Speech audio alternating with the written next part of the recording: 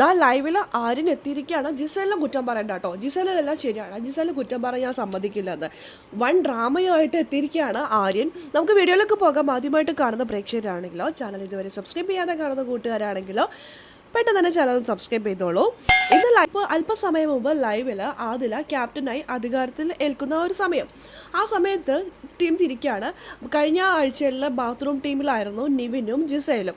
അവർ കൂടുതൽ വൃത്തിയാക്കുക എന്നതിനേക്കാൾ ഉപരി ബാത്റൂമിനുള്ളിൽ പൂക്കളൊക്കെ വെക്കുക, ഫ്ലവർ വേഴ്സൊക്കെ വെക്കുക, അങ്ങനെ അലങ്കരിക്കാനാണ് കൂടുതൽ ഇമ്പോർട്ടൻസ് കാണിച്ചുകൊണ്ടിരുന്നത്.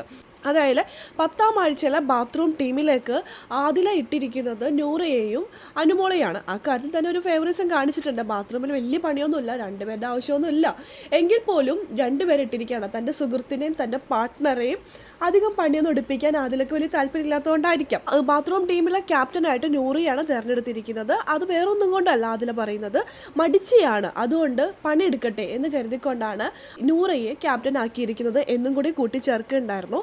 ആ സമയത്താണ് അനുമോൾ പറയുന്നത്, കഴിഞ്ഞ ബാത്റൂം ടീം ഫ്ലവർ വെക്കാനൊക്കെ ആയിരുന്നു, എന്തിനാണ് ആ ഫ്ലവർ വെച്ചതെന്നൊന്നും എനിക്കറിയില്ല, ആരെങ്കിലും ഇങ്ങനെ ഫ്ലവർ ഇങ്ങനെ നോക്കിക്കൊണ്ടിരിക്കുന്നുണ്ടോ ബാത്റൂമിൽ പോകുമ്പോൾ, ഈ ഫ്ലവർ വെക്കാനൊക്കെയാണ് കൂടുതൽ ഇമ്പോർട്ടൻസ് കാണിച്ചത് എന്ന് മാത്രമേ അനുമോൾ പറഞ്ഞുള്ളൂ. അപ്പോഴേക്കും ആര്യൻ എഴുന്നേറ്റ് നിന്നിട്ട് ദേ ജിസലിനെ കുറ്റം പറയുന്നുട്ടോ, ജിസലിനെ കുറ്റം പറയാൻ സമ്മതിക്കില്ല, പാവം അവൾ ഇല്ലാത്ത സമയത്ത് അവൾ കുറ്റം പറയുന്നത്.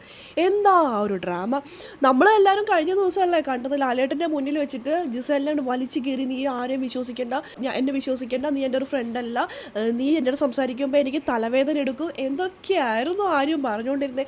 ഇപ്പോൾ ആ ആര്യം പറയാണ് ജിസലിനെ കുറ്റം പറയണ്ട കേട്ടോ എന്ന് പറഞ്ഞ് ചാടി കയറി വന്നിരിക്കുകയാണ്.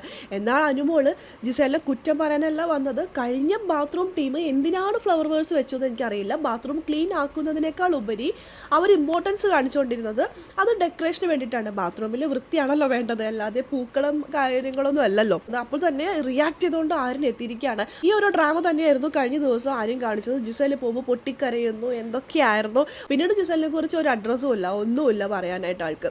എന്തായാലും വൺ ഡ്രാമയാണ് ലൈവിൽ ആര്യൻ്റെ നടക്കുന്നത്. പുതിയ ക്യാപ്റ്റൻ ഒരുപാട് പരിഷ്കാരങ്ങളൊക്കെ കൊണ്ടുവരുന്നുണ്ട്, ചിലതൊക്കെ നല്ലതായിട്ടൊക്കെ തോന്നി. അത് എത്രത്തോളം പ്രാക്ടിക്കൽ ആക്കാൻ കഴിയുമെന്ന് നമുക്ക് കാത്തിരുന്ന് തന്നെ കാണാം. അപ്പോൾ ലൈവ് അപ്ഡേഷൻ നമ്മുടെ ഈ ചാനലിലുണ്ടാകും.